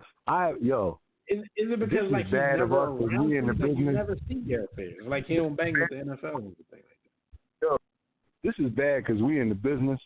I'm gonna be honest. I haven't known Gale Sayers was alive for the last 20 years. Dude, I thought this was like when I saw it now. I thought this was gonna be like a rest in peace birthday shout out. Now look, I'm like, I saw Gale Sayers still alive. Like you never see Gale Sayers, and when dudes that were that great, just disappear, so you just assume that they rocked out like the horse. I don't know. But shout out to Gale Sayers. He turned 76 years old. And another rest in peace shout out. This is crazy because this is 2 weeks in a row that we're giving a rest in peace birthday shout out to a young Philly baller, again from Roman Catholic. Last week it was Rasul Butler. This week it's Eddie Griffin. Rest in peace birthday shout out to Eddie Griffin, who was born May 30th, 1982, and he passed August 17th, 2007. Yeah, and different circumstances because Rasul Butler was in a car accident, so it came as a super shock to everybody. Eddie Griffin had been dealing with some mental health issues for a while prior to his death. So happy birthday shout out to the youngster from Philly, from Roman Catholic. And a nice big war room salute to all of these folks on their birthdays. Salute! Before we get into NBA Finals talk and get back to these phone lines, you can check out our website, warroomsports.com. But if you want to call in and speak with us about the NBA Finals and give your picks and predictions, you can dial the Digital Extreme Tech Hotline. That number is 323-410-0012. Press 1 when prompted, but if you're already listening from your phone, just press 1 if you want to holler at us. An NBA Wrap is brought to you by Digital Extreme Technologies. Do you or your business need a custom website? Well, for dynamic, professional, and most of all, affordable custom website solutions, so you ain't got to go out there and get them cheap Wix and WordPress sites. You can pay a little bit more and get you a professional one. You need Digital Extreme Technologies to do that. No need to break the bank for an effective online presence, top quality, results-driven websites at incredibly affordable prices. If you think we're lying, make sure you check them out. And on top of the prices being incredibly affordable, financing options are also available. So you can put something on it and you can pay something on it every month. So visit digitalextremetech.com or call 267-205-4203. Again, 267-205-4203. And for discounted rates, even beyond the incredibly affordable prices, make sure you tell them that the homies from War Room Sports sent you.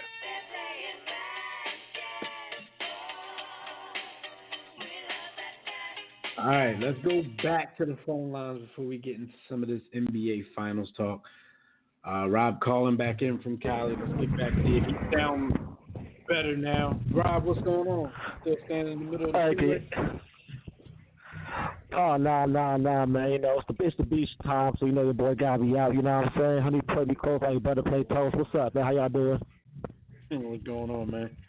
All right, so what's your thoughts? You said you had a few things that you wanted to get off your chest.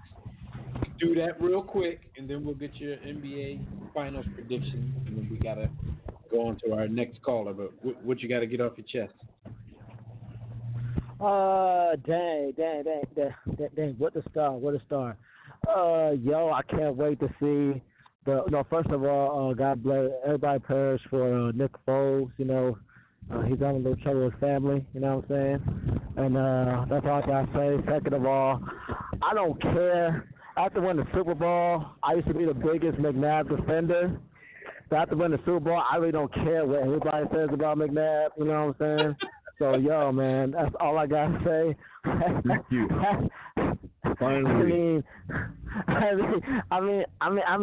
used to get me off the nose, and now I'm like, wait a minute. Well, I had to think before I defend him. I'm like, wait a minute, why am I defending this guy? Like, he won a Super Bowl.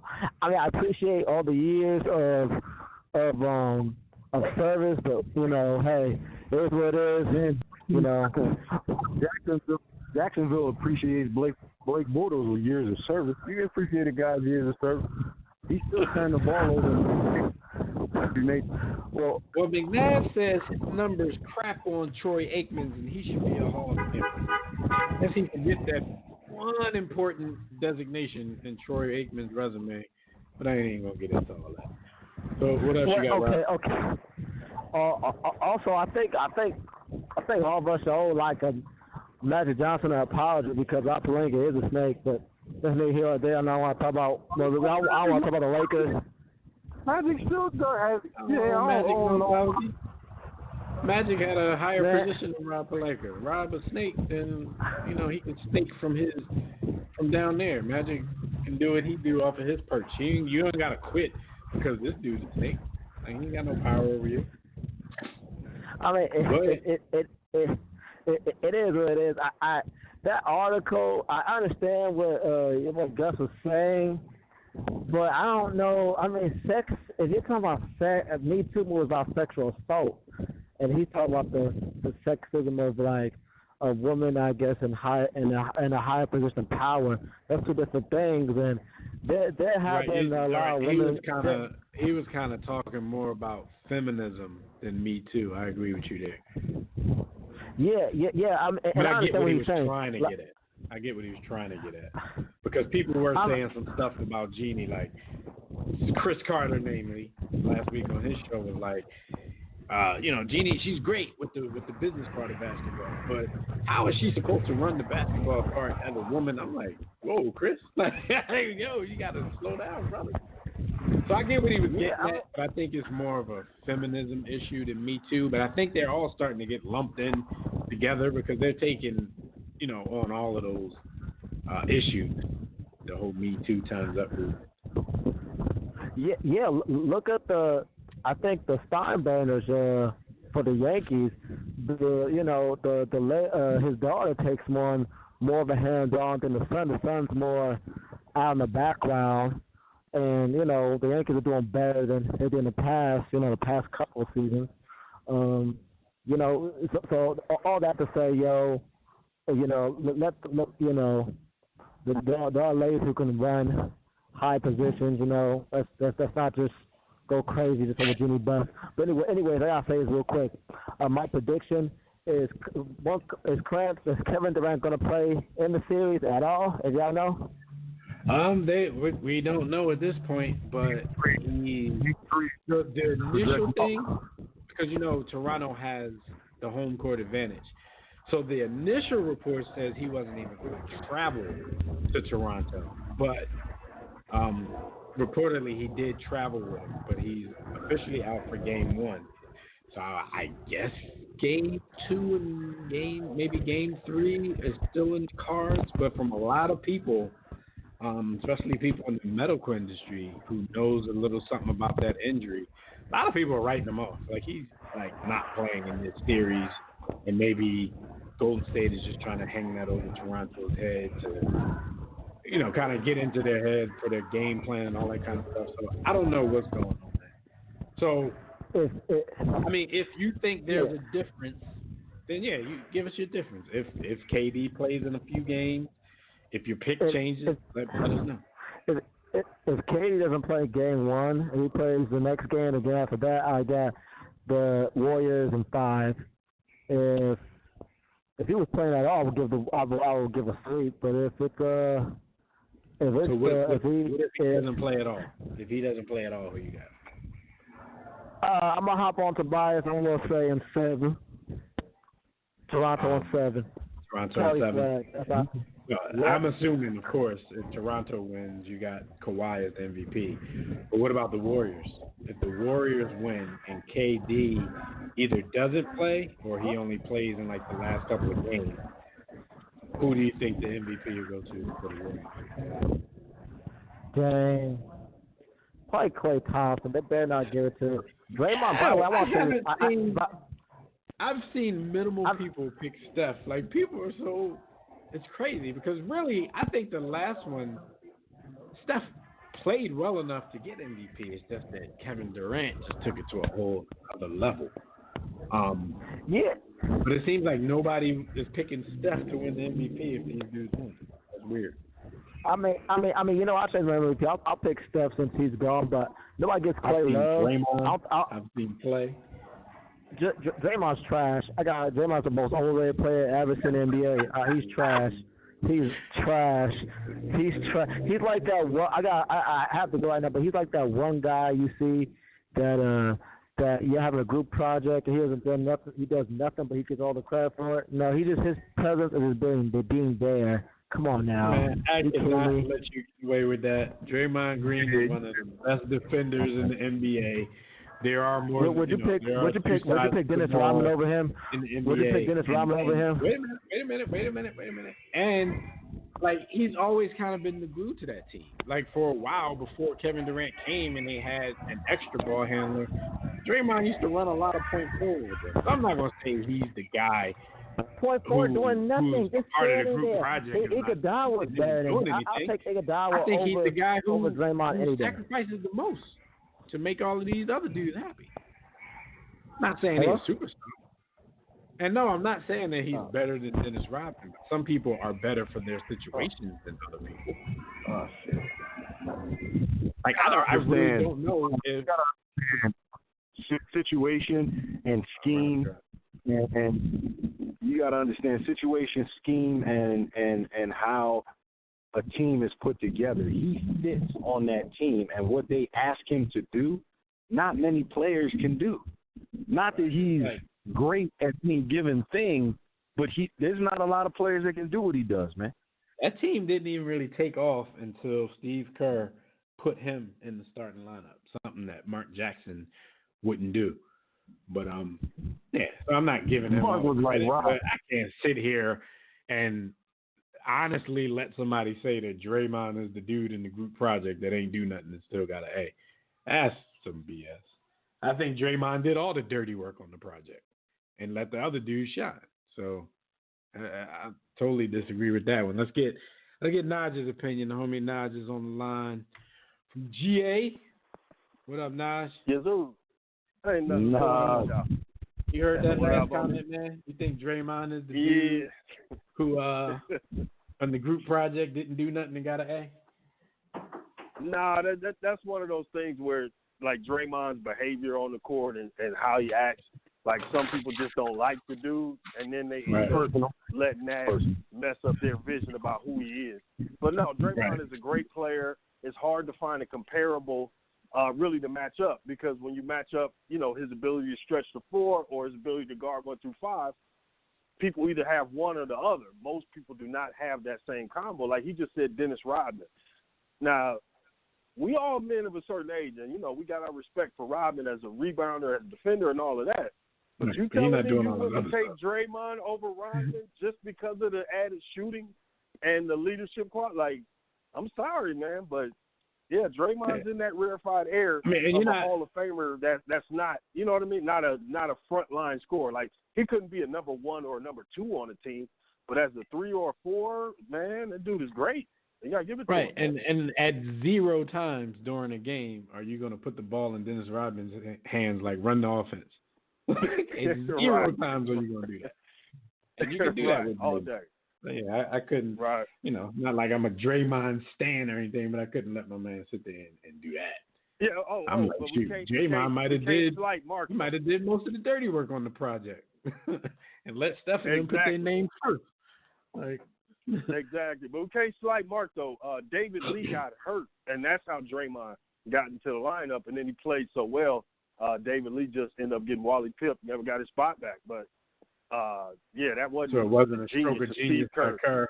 He probably wouldn't. It was the frailty of one David Lee, one of the great masked robbers in NBA history, because he got that bag off putting up artificial numbers. And not only he got respect on the video games too, because when my little quick tryst, my little jaunt back into the video game world back in 2010, it only lasted a few months. But, you know, I was impressed with the fact that you could get on and play people that don't live in your house. So, you know, I was like, let me try this. So we had this NBA 2K10 league. Jimmy was in it, a couple other people. Man, this one dude, he used the Knicks, and he had David Lee. And David Lee was one of the best players in the league. First of all, he was doing some kind of glitch where if you're guarding him in the post, sometimes he would do like a move and like go through the defender, like literally like a ghost. Go through the defender and then score. I'm like, dude, you can't keep doing that. There's obviously something wrong with the game. And dude is dominating us with David Lee, scoring like 40 points a game with David Lee. Hey, man, young boys with too much time on their hands at a certain point as an adult with all responsibilities, you can't compete, man. I got ran up out of 2K, man. I had to retire. I couldn't, I couldn't get it done no more, man. They ran me out, and I didn't even have kids. I didn't even have a kid until the next year. I still had a year of free time to be a young boy again and play, but I was like, man, obviously these dudes do this for a living, and I can't compete. I'm tired of coming home from work, getting on, being excited that I could play somebody, and then I get drubbed every time I do it. I'm like, I can't do this no more, especially in Madden. Getting drugged by a 12-year-old calling you the N-word is not that deal, bro. Like, I'm not signing up for that ever again. Know how to glitch. Right. Just dragging. Yeah, I'm not signing up for that no more, bro. Yeah, but dude, my unpopular thing, since y'all going with unpopular stuff, I have declared war on black barbershops, bro. Like I might be finished with black barbershops, bro. They don't keep appointments. Oh, yeah. Just in general, just the whole aura, like all that nostalgia we remember and all that. Look, man, they don't keep appointments. They get mad when you find a better barber within the same shop, so you can't switch barbers. The sports opinions are terrible. They take that like I don't even join into the sports conversations no more because it's so terrible, and like it'll drive you crazy. Like I might be done, bro. I might be retiring from the black barbershop, man. I don't know how I'm gonna get it done. You, because when they talk sports, I just try to ignore it. I'm like the square who don't watch sports. But then my barber, he knows that we do this. He knows that we do this, so he always tries to put me in the conversation. Like, yeah, what do you think? I'm like, yo, I don't want to talk. Yeah, these dudes saying some outlandish things. If you say anything rational, it's not going to mean anything to these dudes. So just leave me out of this. So I come get they exactly can't trade what you're Lonzo for Anthony Davis, right? They just be saying stuff, and you just looking at them like, man, come on. Right. Stuff that like don't even make contractual sense. People think you could just trade anybody for anybody. It's not just the barbershop, though. I see it on social media every day. But no, I see it because I've been in the D.C. area for a lot of years now.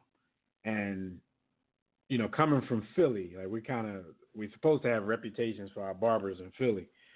So coming here and finding decent barbers, it was really hard to do. And B. Austin knows, like, we were so pressed that we used to look for dudes from Philly in D.C. that cut hair. So still, as long as I've lived here, not many people cut my hair. Dudes from Philly. Got kicked out of the grid. The best barber that I've ever had in this region, he's that dude you're describing. Like, you have an appointment at 12. He don't even walk into the barbershop until 2. He smell like he high. And then want to eat before he cuts you. You're already 2 hours late. Let me just bust a crab real quick. Like, yo, I wasn't trying to make this all day. It's not like a track meet. I'm trying to get my hair cut. I'm done, bro. I'm doing Instagram or something. I don't know. I'm gonna find barbers on Instagram and work it out. But man, I'm done with shops, bro. They've done it too much. I'm through with it, bro. But man, as far as tonight, man, like, are we really like doing this sports industry thing where we're hyping up Superman, Kawhi? Great as Kawhi is, like, they ain't got a shot. Like, why are we acting like this is gonna be a competitive series? Like, no, they're not. Because, man, they can't score enough. Kawhi Leonard is the closest thing we've seen, and he said we, speaking for all of us, he's the closest thing we've seen to Michael Jordan. So he has a shot. That's what Doc Rivers said. ESPN let a coach on their airwaves to tamper publicly. A coach who coaches a team that this dude is primarily like rumored to go to. Right. Man, Doc tampering like a mug. I don't know how they let that one ride, man. But dude, no, this is not going to be a competitive series. Toronto cannot score enough. And this idea that they're going to D up Golden State, that's all well and good. But what happens when the runs come?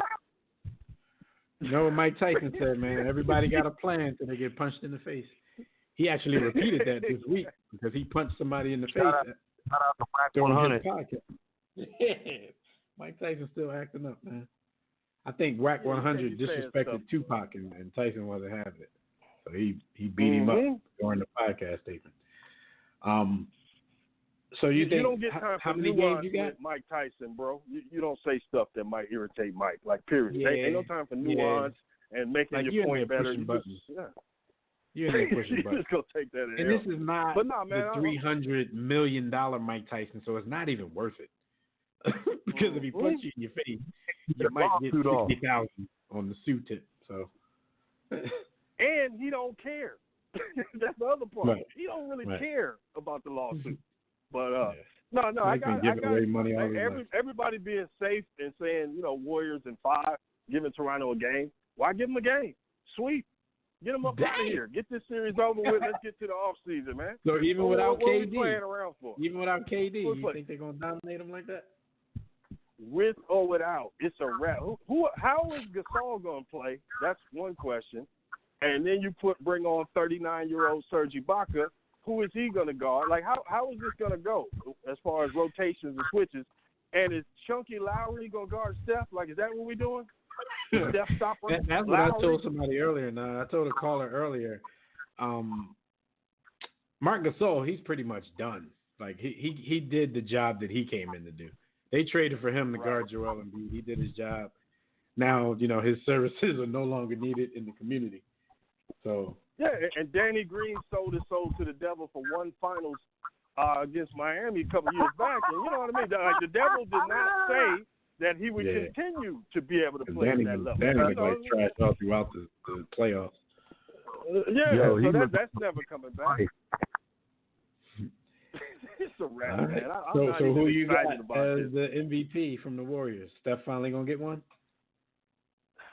Just because we all concerned with it, I feel like Steph's gonna press a little bit, and we get one or two of those damn Clay games to where he's just hitting everything, and we end up getting the Clay as the Finals MVP. If that happens to Steph again, man, so bad, bro. Because a lot of people are shallow to the point where they really think that matters. Like Steph could be one of the top 5 players in the NBA, at all times. But if he doesn't, shine the brightest in a 5-game series, then people are going to be like, he never won the Finals MVP. Like, people really place major importance on Finals MVP as if it's, not just one series. But and we only been doing this since, like 1980? Like, we act like this is really that much of a factor. Oh, the last thing, the Drake thing. The Drake thing is this, man. The dude is a superstar who shouldn't have been a superstar, one of the most famous people in the world. And we got a weird way about behaving as far as us. If you're a superstar, but you try to carry yourself in a regular way, but it comes off as inauthentic, then people just start disliking you. So as many fans as he has, there's a whole lot of people that just don't like that dude. And a lot of it is just, what y'all talked about, like some of the fugazi ways he comes across, like the Nick Nurse stuff. We're like, dude, that ain't like Spike Lee classic stuff. People gonna remember that. You just look weird, like going over there rubbing the man. Very like weird. Are you massaging my shoulder? What you doing? You're not Birdman. Like you let just me go loosen up the right coat. now. Come on, man. Right, not the Tupac Birdman. You seem like the other Birdman. Like that weird interaction with Nick Nurse. So I know Dwayne Casey is somewhere. He had on the Tupac Birdman hoodie during one of the maybe the last game. He had on the same hoodie that Birdie had on during the tournament in the movie. I'm like, that's the thing. Like, I'm starting to hate. I'm starting to hate young people, man, and this is not good. I need to get over this. There's a young kid. He wants to be everybody else, but what he doesn't realize is like you're one of the most famous people on earth. Like at this point, people want to be you, but you want to be everybody else. Like I don't like. Come on, man. Right. I used to give him But props. like when you see him with the athletes, looking at athletes like he's looking up to them, you're like, dude, that's not how this interaction goes. You're the superstar. They're supposed to be hyped to kick it with you, not the other way around. Right. So And doesn't he have tattoos of KD and Steph on something? Or is that a rumor? Whole nother level. Look, man, there's a young dude that work at my job, man. One day last summer, dude came to work with the whole Spike Lee do the right thing fit, like with the flip hat in the front, like the bright shirt, like he did the whole cosplay of that. And I'm just looking at him like, dog, this how y'all get down? Like we roasted him for a little bit, but it didn't bother him enough, and that made me even more mad that the roasting didn't hurt his feelings enough. But he thinks it's okay. He shrugged it off like, man, I'm nice. Don't worry about me. Yeah, man. Right, so I don't know, man. So I'm old man today complaining about stuff. It is what it is, man. Y'all hold it down. Warriors and foe, if not two, because I feel like Canada just might surrender. You know what I'm saying? Like, you know what? No doubt. We had a good run. No reason to fly out there. Let's just call it around. Let's just start our early re-recruitment of Kawhi Leonard. See what we can do next year. Right. All right, man. Everybody get out of here. 30 degrees don't feel like 30 degrees. That dude ain't staying there. All right. So we'll wrap these next week, man. All right. All right. He said maybe in 2. So, yeah, man, what are your thoughts, though? Like, B, do you think that there's any trouble that Golden State is going to run across if Kevin Durant doesn't play in this series? And by all medical accounts, it seems like he's not going to play. All right. B? Wherever you, if you talk about that, I can't hear you. You might have muted your mic. You good now? No, I'm here. I'm here now. What's the question? I was asking if are they going to run into any trouble, any resistance if Kevin Durant doesn't play in this series? I respect Toronto a little bit more than our brother Nash. I actually give them 2 games. I got the Warriors in 6 because defensively, I feel like they're actually tougher than any other team that the Warriors have faced in the finals. They're the best defensive team. Now, offensively, as Nas alluded to, these dudes can't score, man. They can't score enough to beat Golden State in 7 games. They go into a lot of droughts every game, and you can get away with that, you know, versus a Philadelphia and versus a Milwaukee, because those teams have superstars on their teams that can barely shoot. So they go in the drought sometimes. So it turns into an ugly defensive game. You're right, B. This is not the team where you want to have, you know, not that, you know, because it's a myth that the Warriors don't go on droughts. They go minutes without scoring sometimes. But the thing is, you always know that a crazy run is coming. They might not score for 3 minutes, and then they're going to score 22 points in the next minute. Yo, they're opposite of their drought, though. Their deluge. Yo, they score like 30 and 3, man. They score quick. Exactly. So you always know that the push is coming. So if you do catch them on the drought, you can't be on a drought with them, you know, in a defensive struggle. You got to get up 30 points while they're not scoring, and that's hard to do on these guys. So your prediction is 6. Is that with or without KD? It don't matter whether that dude from District Heights come back or not. I kind of want to. I think the same thing. I think 6 without KD. I think if KD comes back and he's, you know, any form of his own self, I think it can go even quicker, you know, depending on the game that he comes back in, because I also think he's going to come back with a chip, because there's too many people out there saying they're better without him and they can win without him. So if he does come back, the only saving grace he has left, because we all know that going there in the first place was a sucker move. The only saving grace he has left, and the way he'll go down in history, is leading them to all 3 of these chips. So if he comes into this series and goes gangbusters like he did before, I don't know if you could squeak out an MVP because, it depends on how many games he misses. I think if he ends up missing one and he comes back, I think he can and will still get the MVP of the series. And that's, like I said, that's going to be his saving grace in history, because as the years move on and people weren't really there to see it, all they're going to see is that kind of stuff. They're going to see, oh, he went there, he averaged this, he got 3 championships and 3 finals MVPs. That's what's going to start to be the narrative when we get away from the people who actually saw the sucker move, disliked the sucker move, and basically had disdain for him the whole time he was there playing with what was already the best team in the league. So I'm gonna go Warriors in 6. I don't think KD's gonna play at all, and I got Steph getting his first Finals MVP. You're going all chalk. That's not chalk though. I can't find anybody that's picking Steph. I can't find it really. Everybody I've asked today, I'm like, yo, I've been thinking like, man, people just disrespecting Steph. They think because he never won one that he's not even going to be in the running. I've heard Clay. I've heard Draymond. I heard KD if he comes back. I'm like, shoot, we asked a couple more people. They might say Boogie because he's suiting up for for game 1 this evening. But yeah, Steph ain't getting no respect, man.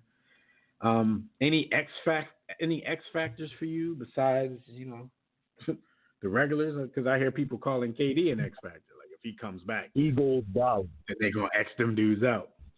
But Iguodala again, he's always the X factor in my opinion for the Warriors, because what he does off the bench, and in a pinch he can end up starting if somebody gets injured.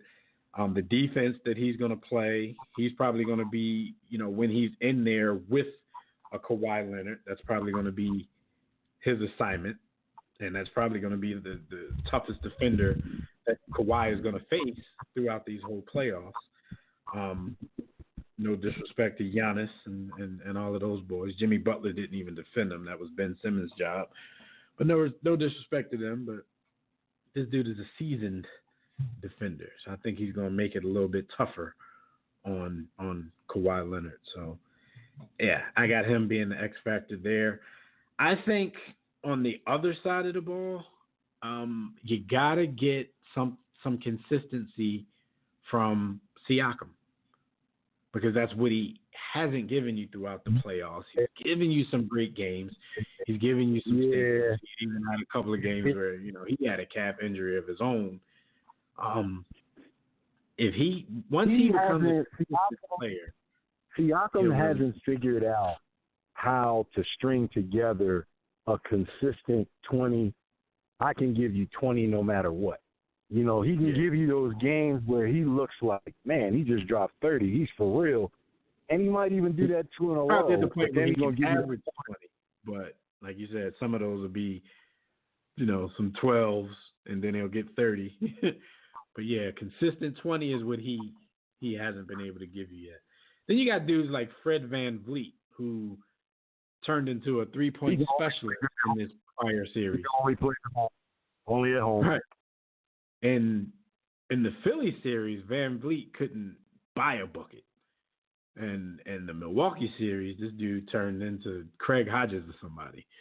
So, they're going to need everything they can against this Warriors team, and that's not cliche. They're going to need everybody to play well, and I guess the greatest thing they have going for them is that the first 2 games are at home, so those guys who generally don't get off on the road, they try to get a good start. But everybody out there, we like to thank you, brothers and sisters, as usual, for joining us for another briefing in the War Room. Shout out to everybody in the chat room. Shout out to Neil, who kept going, and she got the audio. I think she ended up calling in on the phone, but I hope this audio was good. But shout out to everybody who tried in the chat room on Facebook, Twitter, the War Room Sports Game Time group on the GroupMe app, and all the callers who called in to holler at us. Tune in next week live right here on Fan as we continue our coverage of the NBA Finals. But according to Brother Nas, they might be over by then. But we'll also catch you up on everything happening around the world of sports as well. So until then, enjoy your weekend. Enjoy the start of next week. And we'll see you right back here next time. Be sure to catch our conversations on Facebook and Twitter, as well as our blogs, webcasts, and network podcasts on warroomsports.com. Also, make sure you pick up a copy of Jimmy's book, sportstobook.com or warroomsports.com. Until next time, everybody, don't accept mediocrity and be steadfast in the war against ignorance. We'll see you chumps on top. Yeah.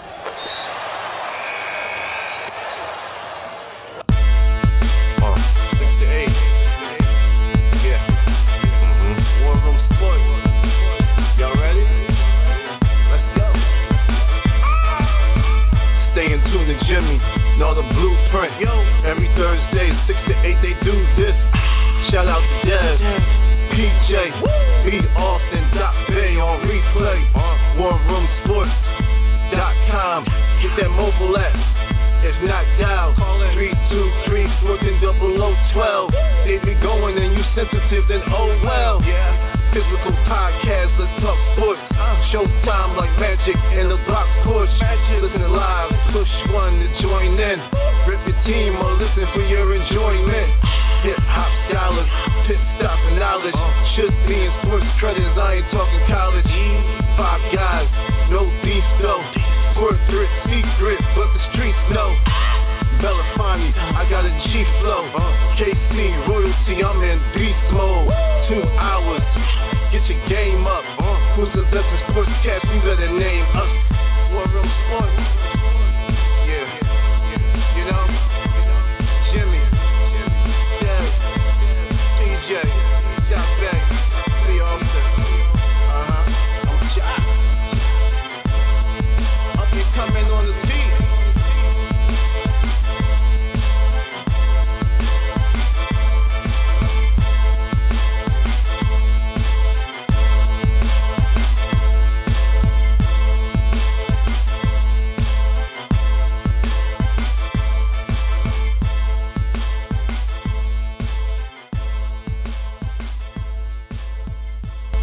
War Room Sports, www.warroomsports.com. What? Ain't no more to it.